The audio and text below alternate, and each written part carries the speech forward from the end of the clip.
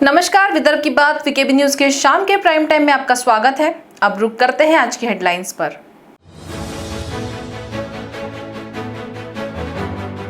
चंद्रपुर जिले में शराबबंदी हटने के बाद बियर बार में एक अनोखी तस्वीर। मंत्री जी की फोटो की उतारी जा रही है आरती का वीडियो हुआ सोशल मीडिया पर वायरल।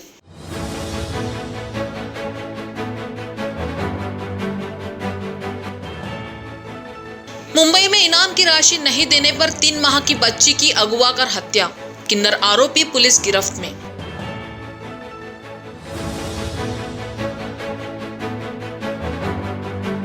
और महंगाई के खिलाफ बैलगाड़ी मोर्चा पड़ा कांग्रेसियों को महंगा, बैलगाड़ी टूटने से कांग्रेसी नेता हुए मामूली घायल।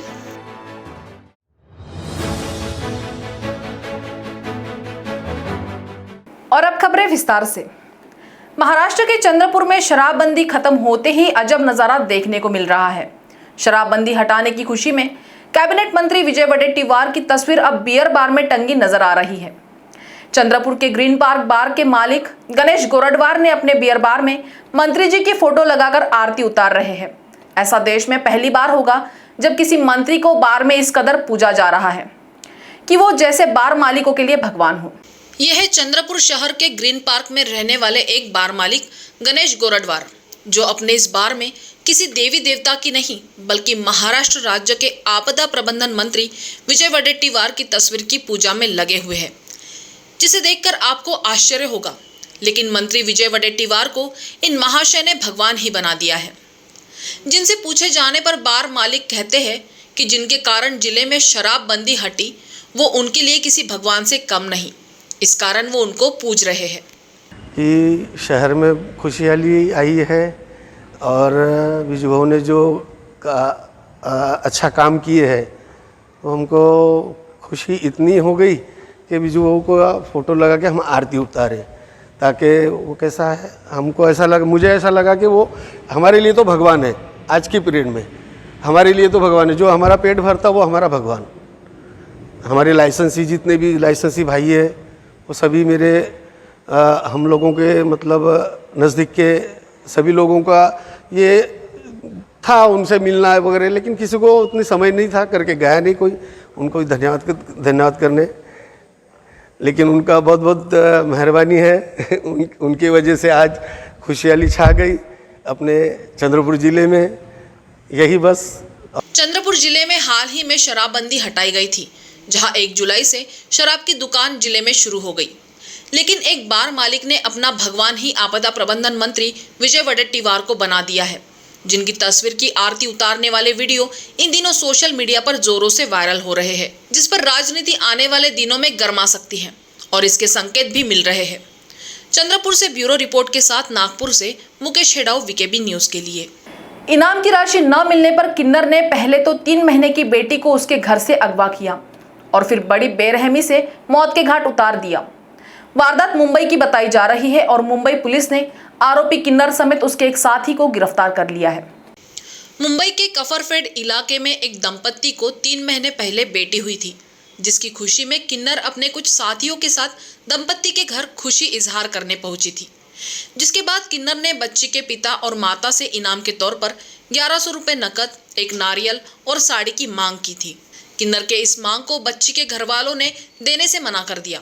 फिर क्या, इनाम की राशि न मिलने पर किन्नर ने अपने एक पुरुष साथी की मदद से रात को बच्ची को उसके घर से अगवा कर लिया। कफ परेड पुलिस स्टेशन के जुरिस्डिक्शन में एक 3 महीने की छोटी सी लड़की ये मिसिंग थी करके उनकी पेरेंट्स की तकरार से कलम 363 आईपीसी के अंदर एफआईआर दाखिल किया गया।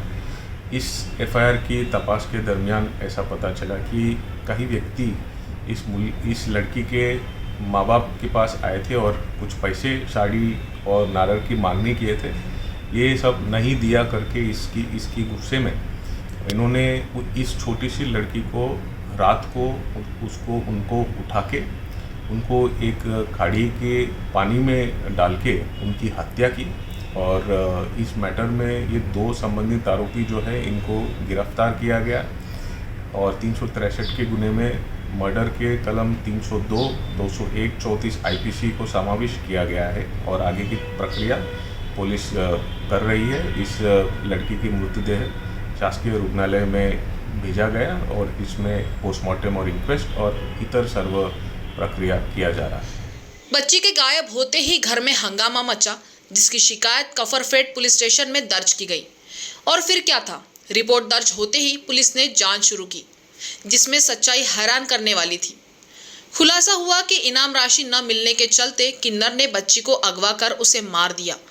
मामले में अब किन्नर और उसका साथी पुलिस की गिरफ्त में है। नाम इंदु भाई चितकोट है, कपड़े कुलाबा में रहती मैं। मेरा बच्चा 9 बजे एक चक्का आया था। 9 बजे चक्का आके मेरे को बोला तेरा पैसा दे, तेरा घर में पोती आए। तो मैं बोला भाई मेरा पोती ये पैसा नहीं है, मेरा पोती का तो नायगांव में रहती, उसका लिए बोला था तेरे को मैं 200 रुपये दिया है, अभी मैं नहीं पैसा दे सकती, करोना लगा है, काम धंधा नहीं है, जब होएगा तब मेरी लड़की आएगी नायगांव से, तब नायगांव से आएगा तब तू कुछ लेने ले बोल के बोला। ऐसा बोल के वो बाहर गया तो गया। हम लोग बच्चा सोया था 9 बजे, सोने के बाद हम लोग खाना खा रहे थे। खाना खाने के बाद 10-11 बजे मैं सो गया, उसका माँ 1 बजे तक जागी थी। जागे से मैं 1:30 बजे उठी तो बच्चा था। बच्चे को मैंने कपड़ा डाली बदन पे, उसको सुलाई, फिर मैं सो गया।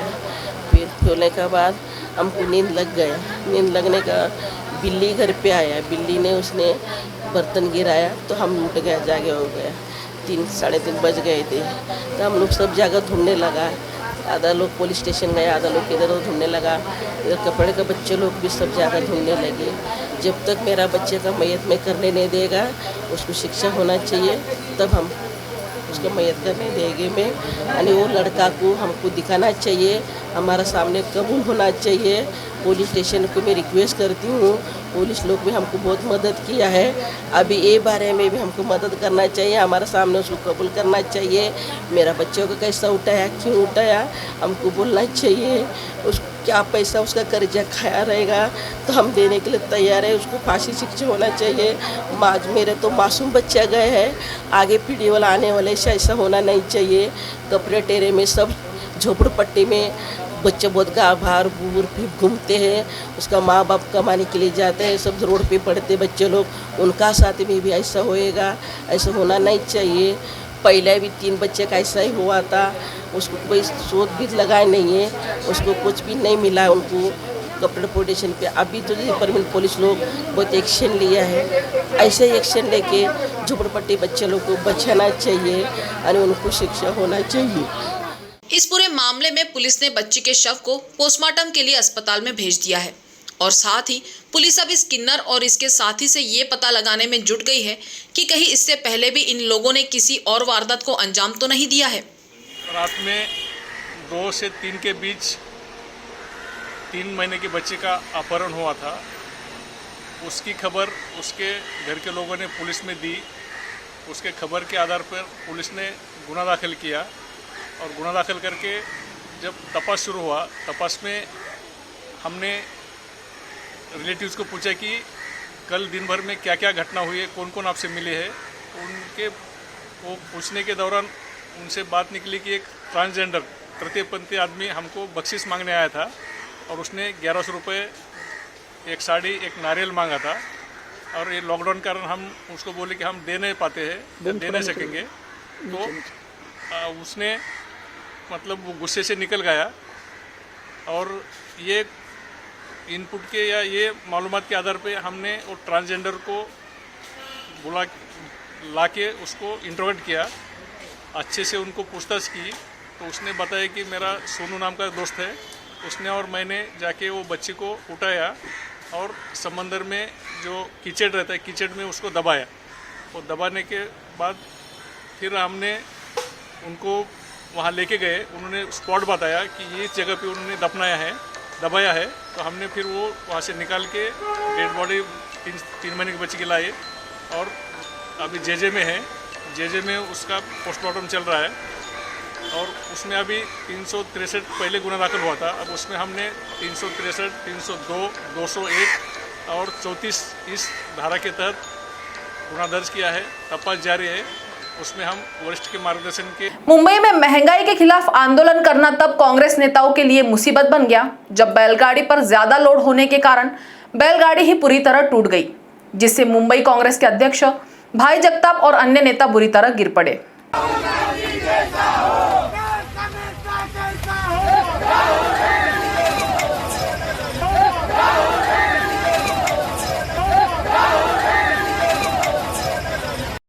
ये आंदोलन मुंबई शहर के एटॉप हिल पर केंद्र सरकार के विरोध में किया जा रहा था, जहां बढ़ती महंगाई के विरोध कांग्रेस के मुंबई कांग्रेस के अध्यक्ष भाई जगताप अपने साथियों के साथ बैलगाड़ी पर मोर्चा लिए पहुंचे थे। तभी भाई जगताप की घोषणाबाजी के बीच बैलगाड़ी पर लोड होने के कारण बैलगाड़ी टूट पड़ी और भाई जगताप के साथ सभी कांग्रेसी कार्यकर्ता धड़ाम से जमीन पर गिर गए। बताया जा रहा है कि इस हादसे से सभी बाल बाल बचे, जिन्हें मामूली चोटें आने की जानकारी सूत्रों द्वारा दी गई है।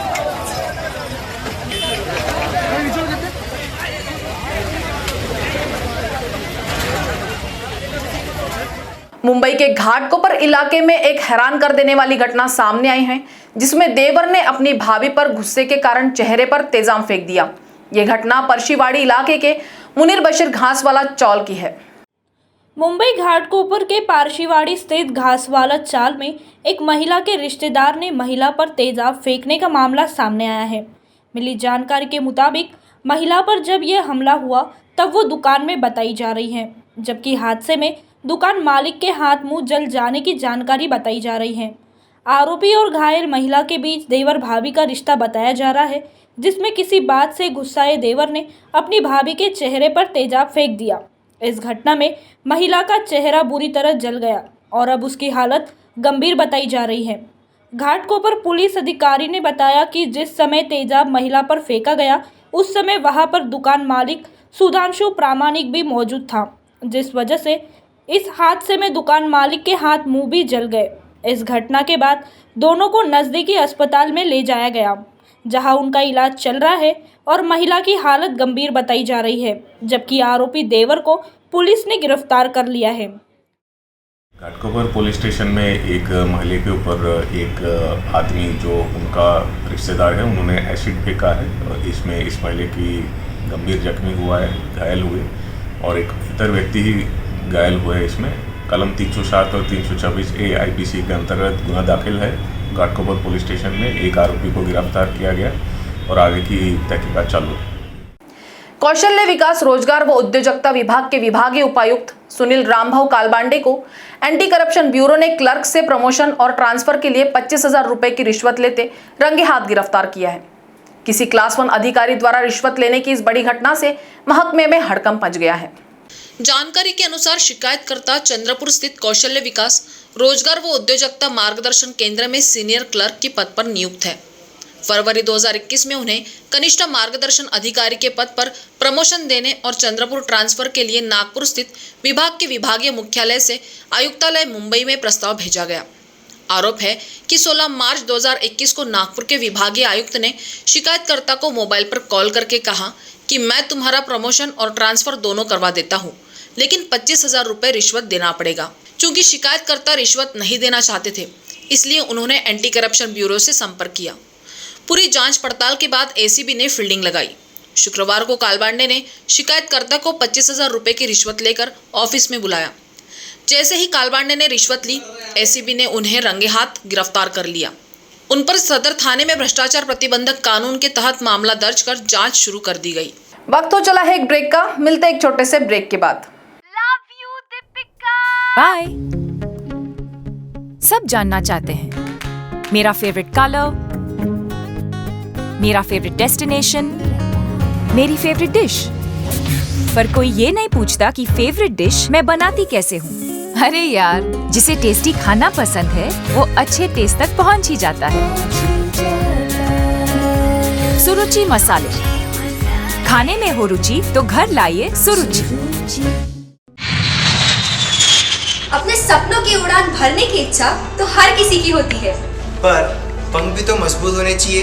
जो देता है flywheel aviation academy. Flywheel aviation academy एक ऐसा इंस्टीट्यूट है जहां पर एयरलाइंस एंड एयरपोर्ट हॉस्पिटैलिटी और टूरिज्म मैनेजमेंट, साथ ही यहां campus interview, guidance by industry expert, practical training at airport, expert faculty, personal grooming जैसे कई सारे बेनिफिट्स आप पा सकते हैं। Flywheel aviation academy, 1 degree 3 job opportunities. Flywheel aviation academy gives you a degree or diploma with a job. Flywheel Aviation Academy, 365 Gandhinagar, LAD College Square, beside Karnataka bank Nagpur.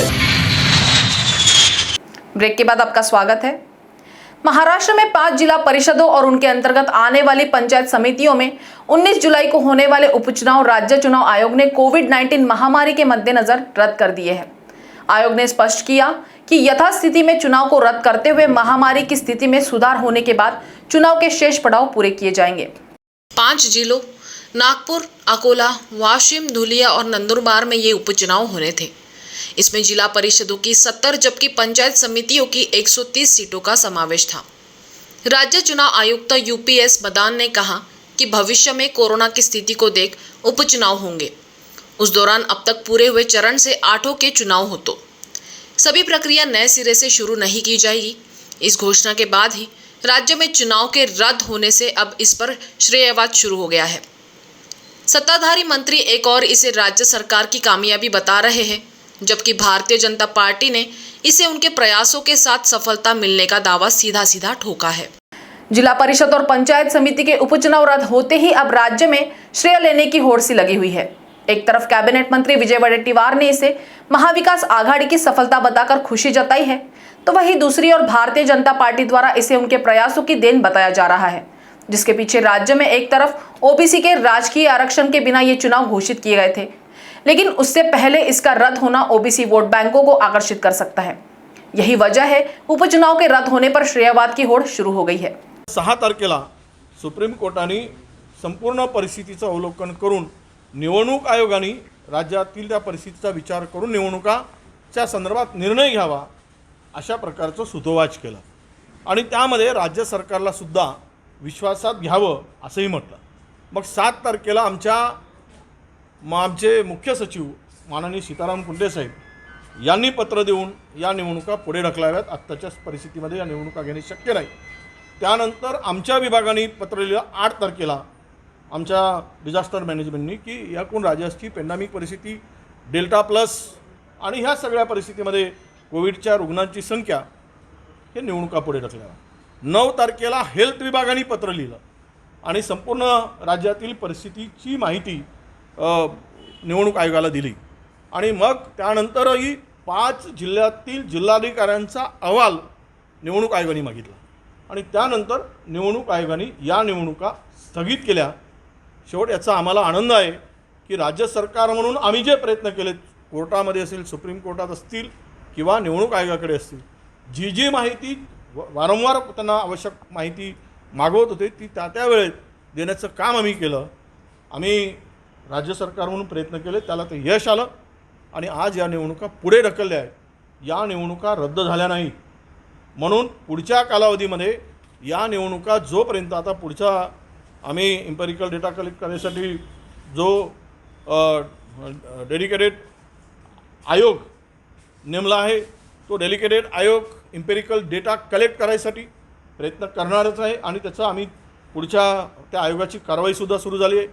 आम्ही सुद्धा त्यांना विनंती करतो की पुढच्या 3 महिन्याच्या आतमध्ये या संपूर्ण डेटा कलेक्ट होण्याची कारवाई पूर्ण करावी आणि ओबीसीचं आरक्षण पूर्ण ठेवण्यासाठी पुन्हा हा डेटा घेऊन, हा एम्पिरिकल डाटा घेऊन आम्ही सुप्रीम कोर्टात जाऊ। परंतु आजच्या स्थितीमध्ये मला सांगताना आनंद होतो की मुख्यमंत्री महोदयांनी पूर्णतः आमच्या पाठीमागे खंबीरपणे उभे राहिले। ते म्हटलेत की पाहिजे तो वकील आपण तिथे लावा, पण या निवडणुका पुढे गेल्या पाहिजेत अशी त्यांची भूमिका होती। निवडणूक आयोगाला सुद्धा स्वतःच्या स्वाक्षरीने त्याने विनंती केलेली होती आणि आम्ही सुद्धा विनंती केली, त्याला ते यश मिळालं। आज या निवडणुका पुढे ढकलल्यात। यामध्ये कोणाचा विजय जय पराजय नाही, तर हा खऱ्या अर्थानं ओबीसी समाजाच्या लढ्याचा विजय आहे असं मी मानतो। ओबीसीच्या हक्काचं जे आरक्षण आहे ते मिळेपर्यंत या निवडणुका होऊ न देण्याची भूमिका सर्वांनी मांडली आणि पुढेही आमची तीच भूमिका असणार आहे। त्यासाठी शर्तीचे प्रयत्न आम्ही सर्वजण मिळून करू. पण निवडणुकीच्या माध्यमातून या निवडणुकाच्या माध्यमातून जे OBCचं राजकीय आरक्षणवर गदा येत होती ती मात्र येऊ देणार नाही, अशी आमची भूमिका आहे. आज आहे, उद्या आहे आणि परवाही असणार आहे. भारतीय जनता पक्षाने राज्य निवडणूक आयोगाकडे एक डेलिगेशन माझ्या उपस्थितीमध्ये दिलं होतं. मी स्वतः स्टेट इलेक्शन कमिशनचे आयुक्त श्री मदान यांना अर्धा तास आम्ही चर्चा केली आणि मागणी केली होती की महाराष्ट्रामध्ये कोरोनाचं संक्रमण डेल्टा प्लसचं संक्रमण वाढणार आहे, पावसाळ्याची परिस्थिती आहे आणि RT-PCR वगैरे ज्या टेस्ट होतात त्या काही संपूर्ण क्लिअर नाही आहेत आणि त्यामुळे मोठ्या प्रमाणावर कोरोनाचं संक्रमण महाराष्ट्रात अजूनही आहे और अजूनही महाराष्ट्र चिंताग्रस्त परिस्थितीमध्ये आहे. तर या निवडणुका आपण त्या ठिकाणी थांबवाव्या. पण त्यांनी असं म्हटलं होतं की हो, आमच्याकडे चीफ सेक्रेटरीचं पत्र आलं आहे पण आम्ही त्या ठिकाणी असमर्थ आहोत आणि सुप्रीम कोर्टामध्ये जर काही आम्हाला डायरेक्शन आलं तर निश्चितपणे आम्ही विचार करू.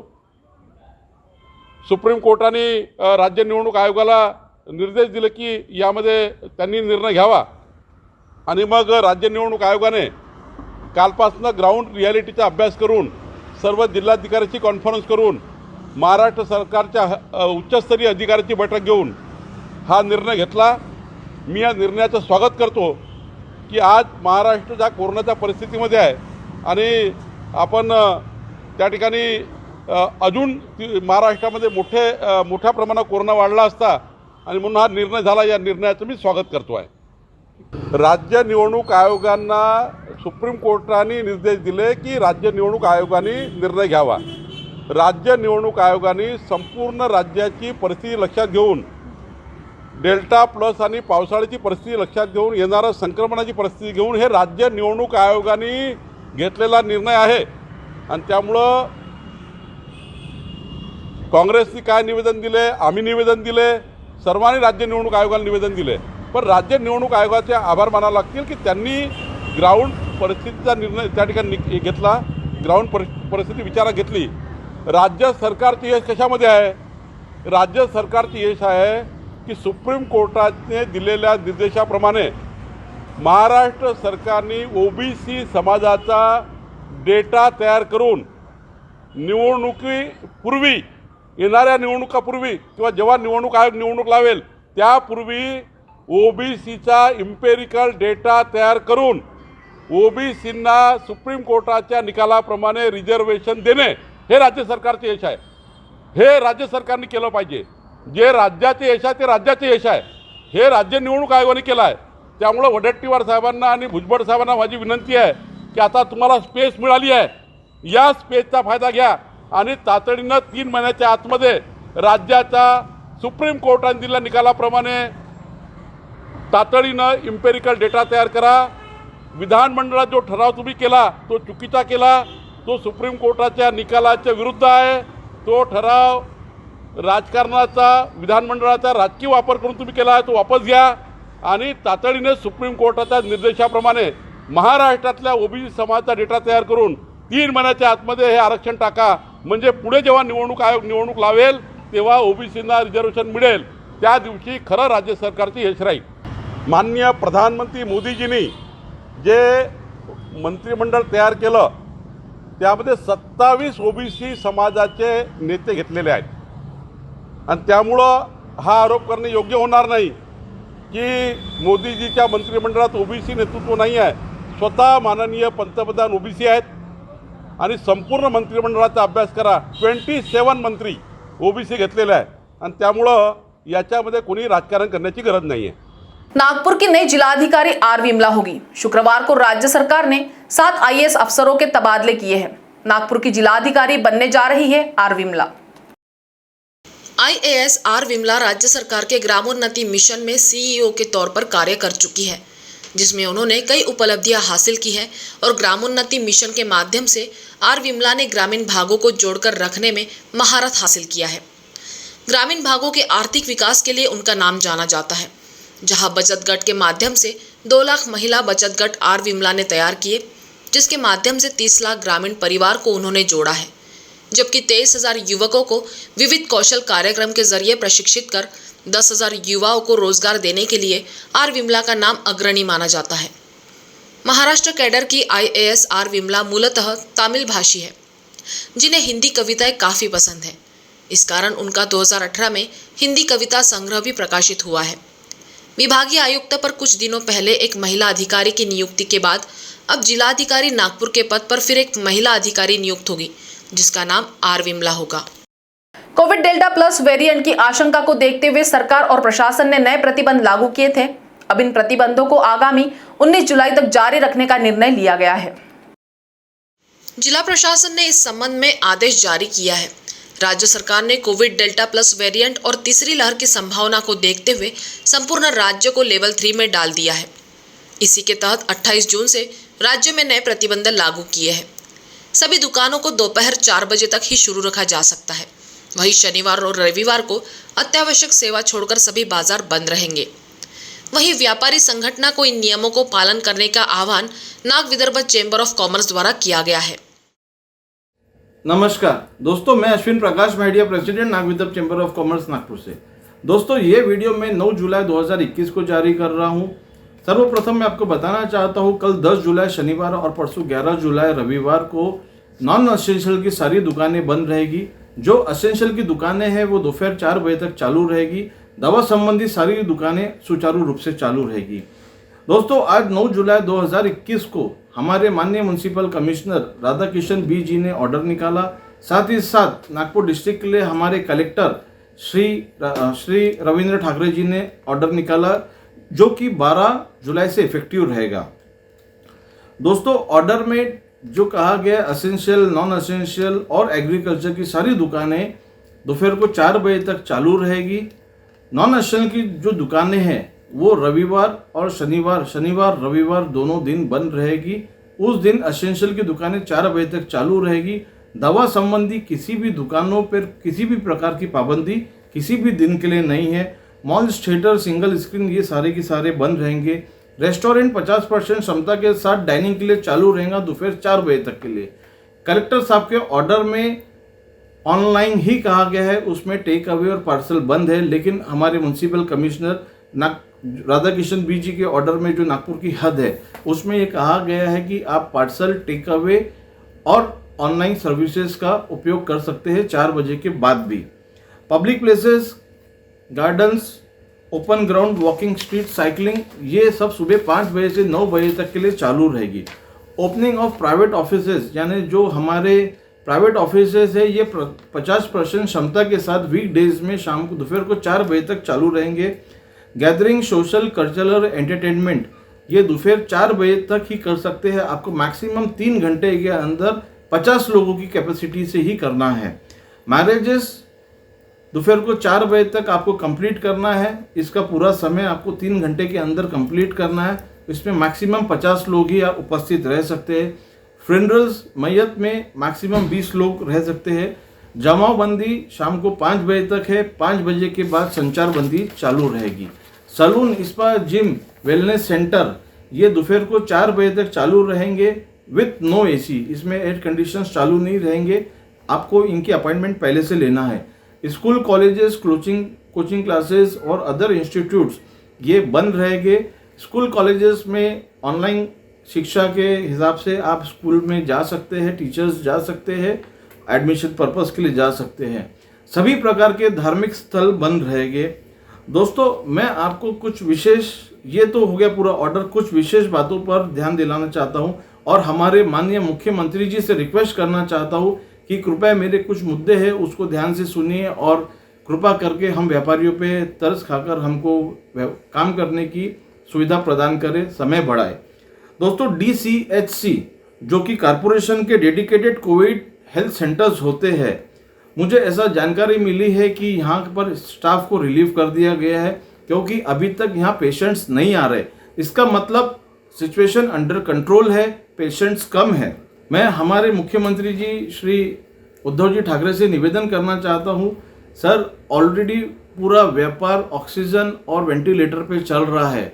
भगवान ना करे किसी भी प्रकार से थर्ड वेव आ जाए और हमको फिर लॉकडाउन, पूर्ण लॉकडाउन करने की नौबत आ जाए तो व्यापार पूर्ण रूप से ख़त्म हो जाएगा। जब लेवल 1 में भी थे तो हम लोग 2 हफ्ते 4 बजे तक ही चालू रखे, फिर हमको 1 हफ्ते के लिए 8 बजे तक किया गया।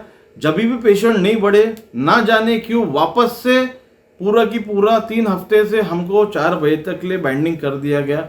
सर, व्यापार की हालत बहुत ख़राब है, व्यापारी त्रस्त है, बैंकों की लोगों की ओडीज चल रही है, इसका इफेक्ट बहुत दूरगामी हो सकता है। कृपा करके आप इस पर ध्यान दीजिए और व्यापार का समय जब तक कोविड बढ़ता नहीं है आप 8 बजे तक करिए। व्यापारियों ने हमेशा आपका साथ दिया है। मैं ये नहीं बोलता हूँ कि कोविड बढ़ जाएगा तो आप तुरंत उस पर एक्शन लीजिए, हमको उसमें, लेकिन अभी कोविड कम है, ये लुका छुपी चल रही है। अगर गलती से थर्ड वेव आ जाएगी और फिर पूर्ण लॉकडाउन करना पड़ेगा तो तकलीफ हो जाएगी। मैं आपसे पुनः निवेदन करता हूँ कि व्यापार का टाइम 8 बजे तक करिए। धन्यवाद। मेलघाट व्याघ्र प्रकल्प की आरएफओ दीपाली चौहान आत्महत्या मामले में मुख्य आरोपी बनाए गए गुगामल परिक्षेत्र के उपवन संरक्षक विनोद शिवकुमार की ओर से जमानत के लिए हाईकोर्ट का दरवाजा खटखटाया गया। इस पर सुनवाई के बाद न्यायाधीश रोहित देव ने सरकार को 1 सप्ताह में जवाब दायर करने के आदेश दिए हैं। उल्लेखनीय है कि शिवकुमार की ओर से इसके पूर्व भी हाईकोर्ट में अर्जी दायर की थी। उनके खिलाफ प्रथम श्रेणी न्याय दंडाधिकारी के समक्ष चार्जशीट दायर किए जाने के कारण अर्जी वापस ली थी। 20 जून को अर्जी ठुकराई गई थी, जिससे अब पुनः हाईकोर्ट का दरवाजा खटखटाया गया। उल्लेखनीय है कि दीपाली चौहान मेलघाट अंतर्गत हरिसाल वन क्षेत्र की वन परिक्षेत्र अधिकारी थी। उन्होंने वरिष्ठ अधिकारियों द्वारा निरंतर प्रताड़ित किए जाने का कारण देते हुए त्रस्त होकर आत्महत्या की थी। यहाँ तक कि इस संदर्भ में सुसाइड नोट भी लिख कर रखा था। शिव कुमार की ओर से अधिकारी फिरदौस मिर्जा ने पैरवी की। राज्य सरकार की ओर से बताया गया कि हरिसाल वन क्षेत्र की वन परिक्षेत्र अधिकारी दीपाली चौहान की आत्महत्या के लिए गुगामल वन परिक्षेत्र के उपवन संरक्षक विनोद शिवकुमार के साथ ही मेलघाट वाघरे प्रकल्प के अतिरिक्त प्रधान मुख्य वन संरक्षक एम श्रीनिवास रेड्डी भी जिम्मेदार है। इस संदर्भ में राज्य सरकार की ओर से उपविभागीय पुलिस अधिकारी पूनम पाटिल का हाईकोर्ट में शपथ पत्र भी दायर किया गया। सरकार का मानना था कि शिवकुमार जानबूझकर दीपाली को मानसिक और शारीरिक रूप से परेशान किया करता था। कई लोगों के सामने ही अपमान भी किया करता था। इसी वजह से निराशा में डूबी दीपाली ने तंग आकर आत्महत्या कर ली, जिसका उल्लेख उनके सुसाइड नोट पे भी किया गया था। तो शाम के प्राइम टाइम में आज इतना ही। आपसे कल फिर मुलाकात होगी, तब तक बने रहिए वीकेबी न्यूज के साथ। नमस्कार।